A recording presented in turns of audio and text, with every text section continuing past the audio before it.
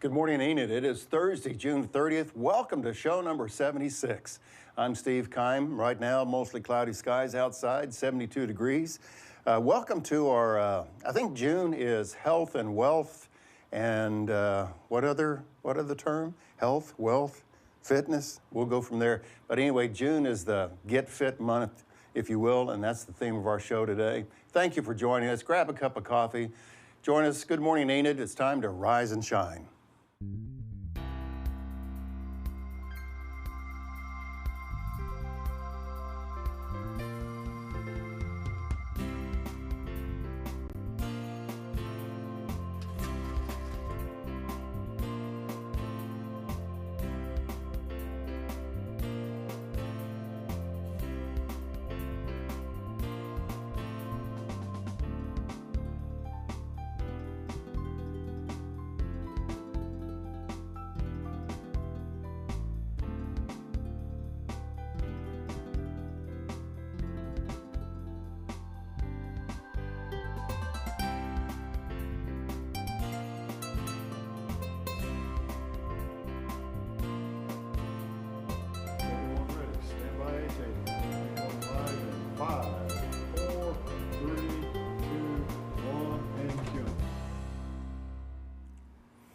Thank you, AJ. Good morning, Enid. Thank you for joining us again. It's mostly cloudy skies, 72 degrees. It is going to be hot, and it's going to be humid today, and it's going to be human as well, but humid, and a high today around 94 degrees. Kind of doing the solo effort today. Thank you for joining us. Have several people, including the co-host, on vacation. But welcome to our pre-4th of July show, and also our health and fitness show. And really excited about the topic that we'll provide you for today. Right off the bat, let's look at the radar. It looks like it was raining earlier this morning in the western part of the state. And yeah, you can see some of the showers way out west at Elk City in that area. But that looks like it's kind of diminishing. And then if you're traveling across the state today, you know it'll be raining in the western part of the state. But let's look at some statewide temps and let's see what it looks like. Thank you. Penn, all the way from Garber, 72. Of course, it's 72 here, all the way down to Poolville, Oklahoma, 69 degrees. I have not been to Blocker, but I've been to Alawee. I think it's Alawee. I've been there. I just don't remember how we pronounce it right. But you can see we're in the 70s across the state. And, of course, Corn, Oklahoma. Good morning, Corn, Oklahoma. We're glad that you're watching or with us today, and it's 71 degrees. High today, again, it's going to be 94. There is a 30% chance of showers today, so keep that in mind. Speaking of showers, let's look at the 3-day forecast because this is the pre-4th of July holiday weekend. And as you can see right there, it looks like Saturday's going to be a hot day. Probably be about 100% humidity, so it's probably going to feel like 150 on Saturday. But anyway, it's July, or it's June, and will be July. And I guess tomorrow's July 1. So yeah, we can say it's July. Firecracker weather, but the winds are going to be from the south, as you can see, high in the 90s. But a good part about Sunday is a good 60% chance of rain. So that's the 3-day forecast. Wow. I want to say special thanks to Aaron Rents Furniture. We got Merrifield Furniture, Enid Floral and Gifts. They help us with our studio set. You know, we show their credits on the end of the show, but I just want to say thank you for them providing, you know, so much furniture for us. So we'll have our studio and it's on loan. Thank you to them for doing that. Appreciate it. Well, let's look at our July 4th holiday schedule. As you know, on Monday, it is the 4th, and the City of Enid offices will be closed. Of course, the library will be closed. I believe EPTA will not be running as well. I need to find that out for sure. But there's a few things that's going to be open on July 4th, and both splash pads. Typically, Hoover, which is an even day operation, would be open.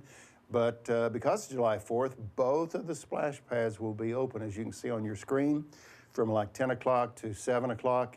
So both of those will be up and running, and splashing will be allowed, with trying to cool everybody off on Monday. However, the pool downtown will be closed. And let's see, Meadow Lake Park, all the rides will be up and running as far as we know. And then, of course, the fireworks display will be on, around 10 o'clock, I think it is. We'll get the official time. but I think it's around 10 o'clock on Monday night. So again, you see all the things that are, I just can't believe it's July 4th. This calendar, this month is really moving along. Well, hope you're enjoying your morning. It's 7:35, holding steady at 72 degrees. And again, as you're planning your day, the high today is going to be around 94, and there is a chance of late afternoon showers around 30%. Well, it's time for the bow tie guy, and to let us know what happened overnight. So here's Derrick Silas with the Oklahoma Minute.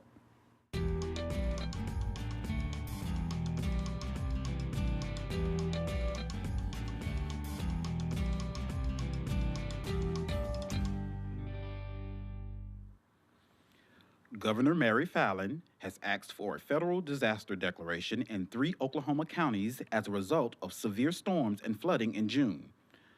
Hominy Prison will likely be without water until next week. It lost running water Saturday when a water line broke. Well, there's a new mayor in town as Bynum tops Bartlett to become Tulsa's mayor. And Energy Transfer Equity cancels its merger with Tulsa-based Williams Company. In Enid Monday, the annual July 4th celebration will be held at Meadow Lake Park with fireworks and the Enid Symphony Orchestra. Speaking of fireworks, did you know fireworks have been a tradition of America's 4th of July celebration since the beginning? Well, in a July 3rd, 1776 letter to his wife, John Adams declared that the signing of the Declaration of Independence should be a great anniversary festival and solemnized with pomp and parade with shows, games, sports, guns, bells, bonfires, and illuminations from one end of this continent to the other from this time forward forevermore. A year later, Congress itself ordained the tradition as such. And on this day in history, in 1953, the first Corvette is built at General Motors in Flint, Michigan. And in 1936, the first book, Gone with the Wind, is published. And that's the Oklahoma Minute. Back to you, Steve. Derrick, the bow tie guy, I always enjoy the trivia, and ladies and gentlemen, as you know, if you're an old Laugh-In fan, you probably recognize what Derrick is doing with the old Gary Owen kind of deal of the news and stuff. But I always enjoy the pictures that are behind Derrick, and man, if I only had a 53 Corvette, boy, that'd be nice. So, well, we'd like to remind you, if you're on a summer vacation and you take some pictures, I remember Penn went to Israel one time and he brought back some pictures or shared some pictures with us. And if you have pictures of your vacation or any event that's going on in the area, send it to our cows at GME. There's our Holsteins. They're looking at the mail at gme@enid.org. So any trip, any band trips to Washington, D.C., you name it, any trip that you have, send the pictures to that gme@enid.org. Well, we know a lot of folks will be using the parks with the July 4th weekend coming up. And we have this little promotional video that we want to remind you to, as my mom would say, pick up after yourself. We want to keep our parks clean because our Public Works and Parks Department have worked very hard to mow and just really manicure and landscape all of our parks. And so we want to show this promo at this time to remind us to take care of our great city parks here in Enid. The City of Enid provides over 30 parks for Enid residents as part of quality of life. So do your part to keep them clean. If you see trash, throw it away.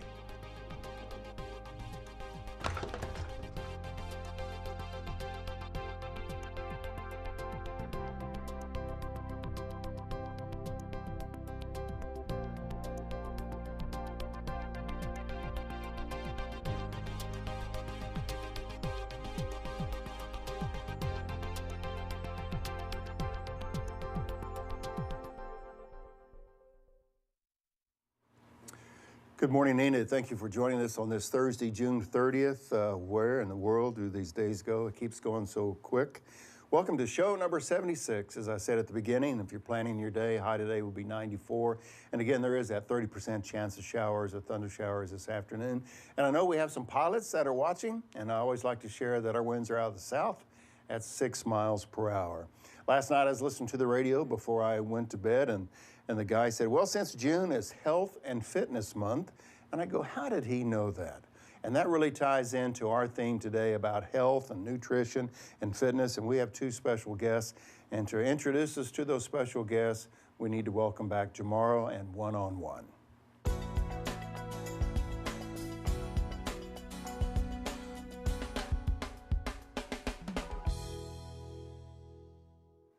Good morning, Enid. Our special guests today are Kellie Jensen and Urdang, and they're both with Vance Air Force Base, and they will discuss health and fitness, health promotion and fitness.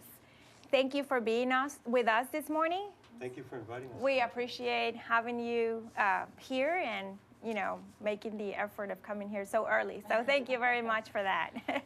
Now, as Steve mentioned, is Fitness and Health Month. And with this heat that's happening, I know that there's a lot of people that they want to know, well, when's the best time to work out? What foods will work best with this heat? Because I've heard of people that they don't even want to eat when it's too hot. So, Kellie, you are here to discuss how we can achieve our fitness goals, not just for June, right, for this month or for the summer, but for the whole year. How can we plan a workout schedule based on a warm weather condition? Well, during the summer months, it's a great time to get active, get outdoors and start exercising if maybe you've been holed up for the winter. But you do need to take precautions against heat-related illnesses such as heat stroke, heat exhaustion, et cetera. And so there's a couple ways you can do that. One, you can try to plan your workouts outside of the main sun hours. So like before 10 a.m., after probably like 6 p.m.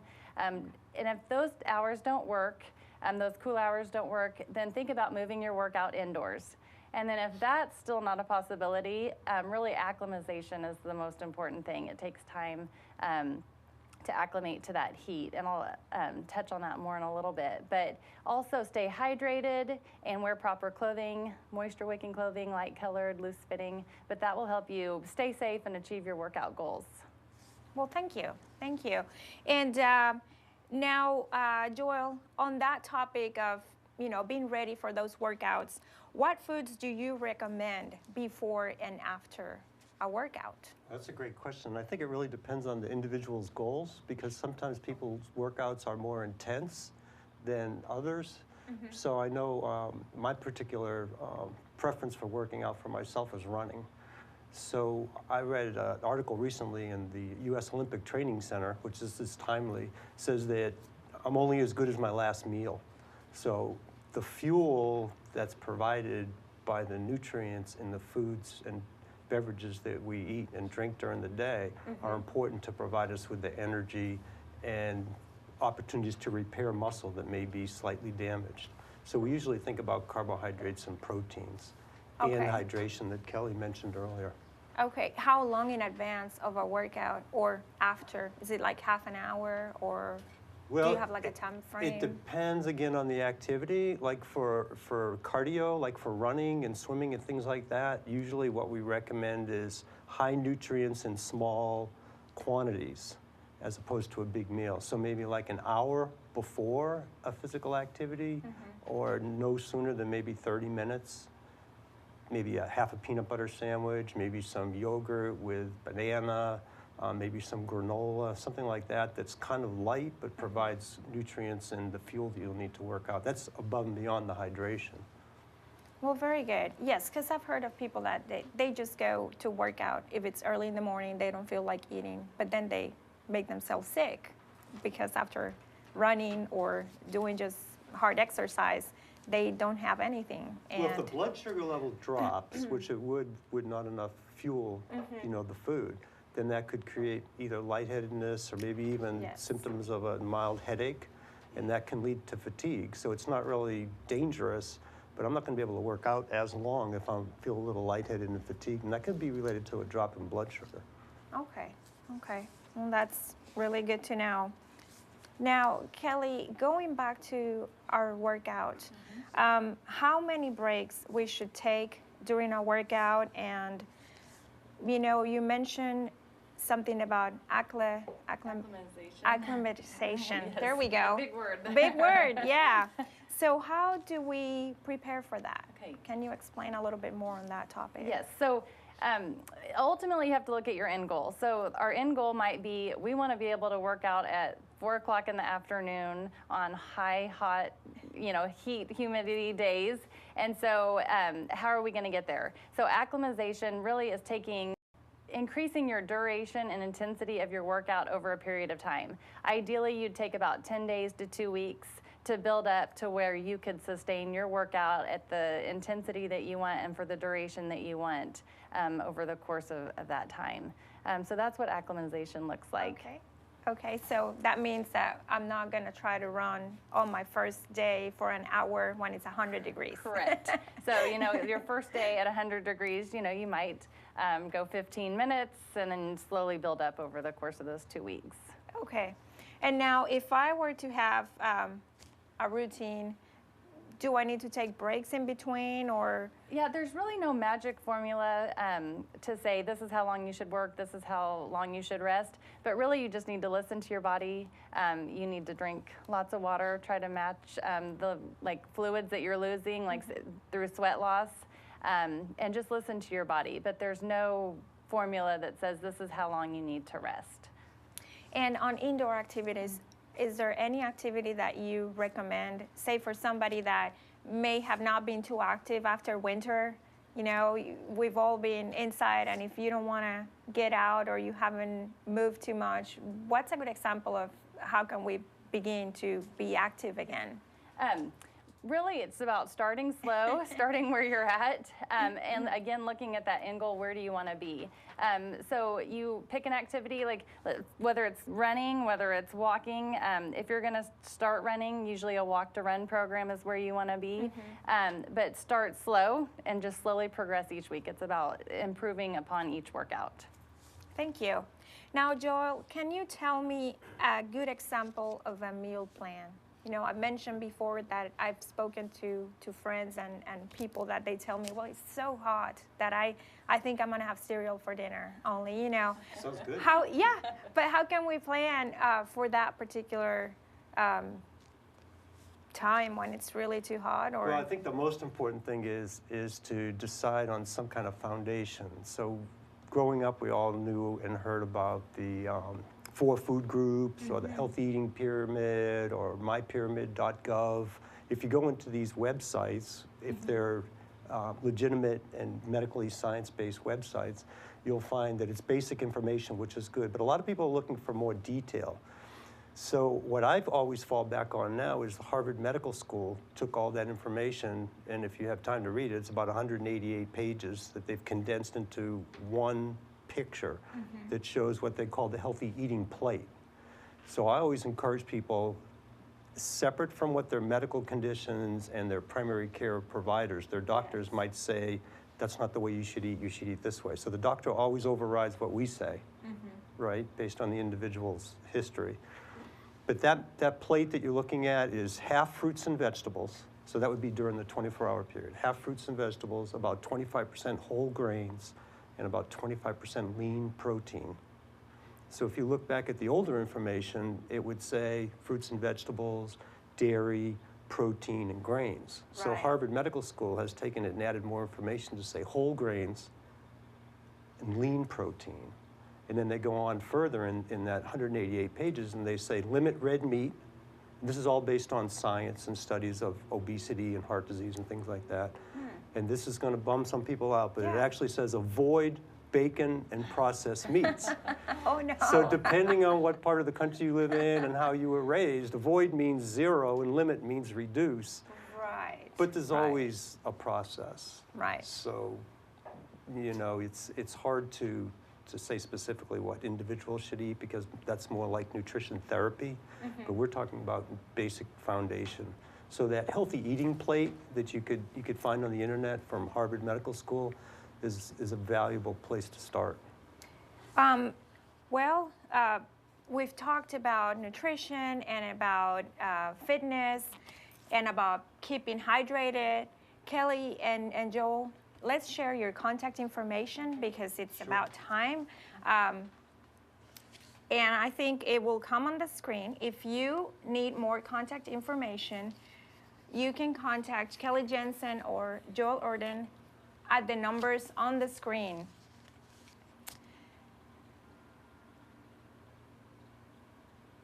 And again, we thank you so much for sharing all that information. We all want to be healthy, and I mean, we can spend all day just talking about nutrition and fitness. So we appreciate your time. Thank you. And yeah. Thank you.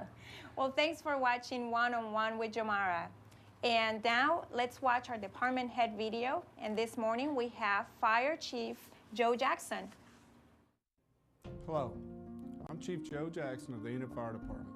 The mission of the Enid Fire Department is to serve the public and to safeguard the community by preventing or minimizing the impact of emergency situations to life, environment, and property by responding to both emergency and non-emergency requests for service. If I can be of service to you, please contact me at the number provided on our website. Thank you. Thank you, Chief Joe Jackson. Appreciate that word. The thing that I will take away from that interview this morning is I'm only as good as my last meal. So therefore, the biscuits and gravy that I was planning on having just moments away may be replaced with granola bar, fruit, or something like that. Nope.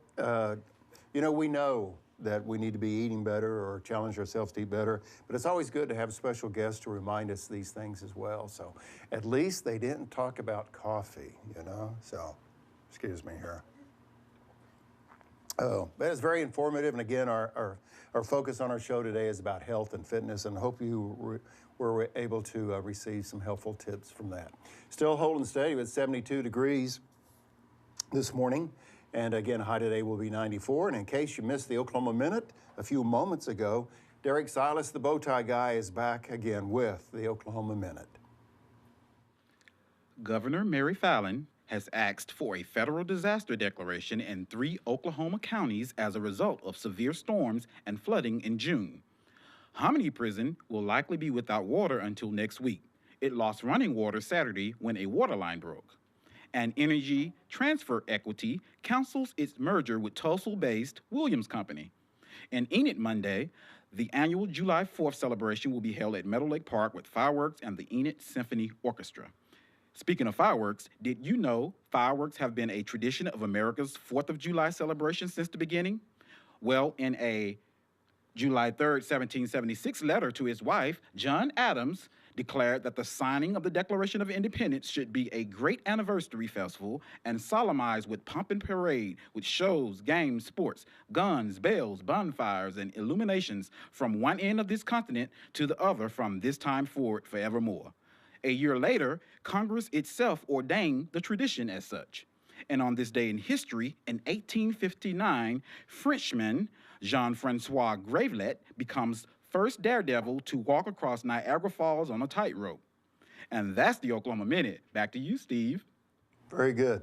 One of these days, Derrick will have some enthusiasm in presenting the Oklahoma Minute. One of these days, he'll be excited about that. No, great job. Thank you for that update. Before I forget, the show will be replayed today on ETN, the Enid Television Network, Channel 12 and 112 at 11:30 this morning, 5:30 this afternoon, also 8:30 tonight. And I don't want to fail to mention this. Please look at the phone number that you saw for Kelly and Joel, our special guests this morning. And Joel shared with me earlier that he is working on developing there's the number, Penn, thank you very much. Joel's working on a program for middle school kids in cross country and running. And the schools are aware of that, but mom and dad, grandparents, write that number down, because if your youngster loves to run or you think may have that interest in middle school, contact Joel, because he's working hard to get these kids involved in running long before they get to high school, so keep that in mind.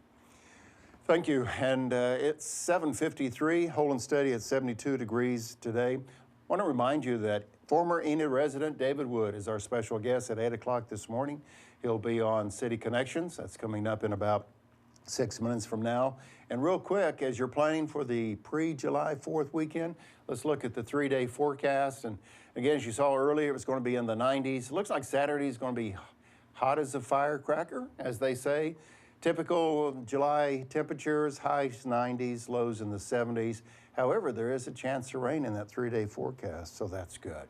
Well, speaking of June being Health and Fitness Month, Enid is very blessed with the opportunities with many parks to exercise and trails. So let's take a moment to look at our trail video to remind us how to take care of our trails, but also how to be safe on our trails. Let's look at that right now.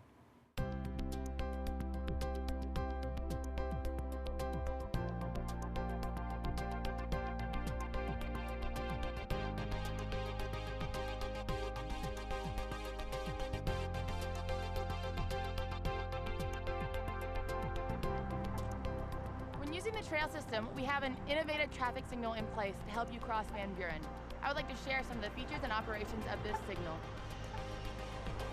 When not in use, the signal will be off and show no lights. When activated by a pedestrian, yellow flashing lights will illuminate to warn motorists to reduce their speed.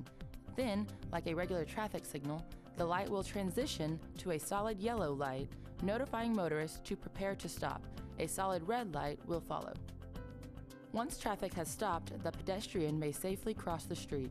The red light will start flashing, acting as a stop sign. The motorist may proceed after pedestrian traffic has cleared the traffic lane. This new traffic light has proven to provide a new level of safety for users of the trail system. We are excited to have it in place. I hope this instructional video was helpful. Please drive safely.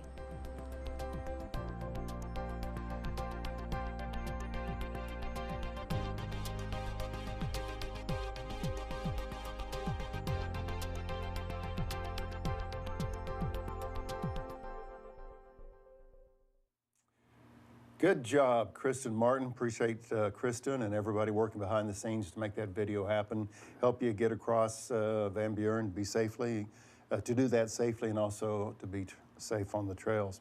Again, we want to remind you that the City Administration Building, those offices will be closed. The library will be closed on Monday. The downtown pool will be closed. However, both splash pads will be up and running on Monday for July 4th. Typically, it would just be Hoover since that's an even day, but both of them will be running and operational on July 4th. Bless you. I think, was that an allergy sneeze or just a sneeze? And we'd like to remind you that City Council meeting is coming up on Thursday. Because of our holiday, it will not be on Tuesday. We'll move it all the way to July 7th. Study session gets underway at 5 o'clock, and the City Council meeting will be at 6:30. Okay, at 7:57, we have one more promo we want to show you this morning. 249-4910 is the number to call if you want to adopt a pet. To learn more about that, let's watch this right now.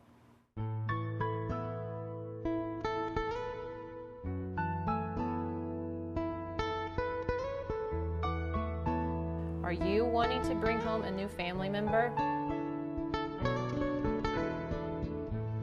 but you don't know where to look?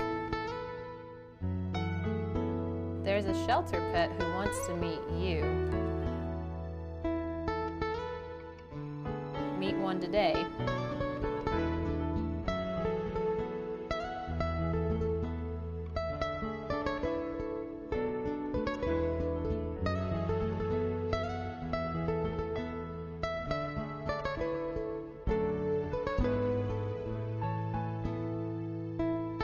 Come by the Enid Animal Shelter or visit our Facebook page. Adopt. 249-4910 is the number to call. Before I forget, I want to say a special hello to our friends at Greenbrier, the Commons, and also Meadow Points. We're going to announce some birthdays next week at these three retirement centers. We know that they're watching this morning. We want to say good morning, Enid, to them. Well, I hope you have enjoyed our pre-4th of July show and also our health and fitness show this morning. And again, this will replay at 11:30 this morning, so hope you'll watch it then. Until then, have a safe July 4th. Make it a great day. Good morning, Enid.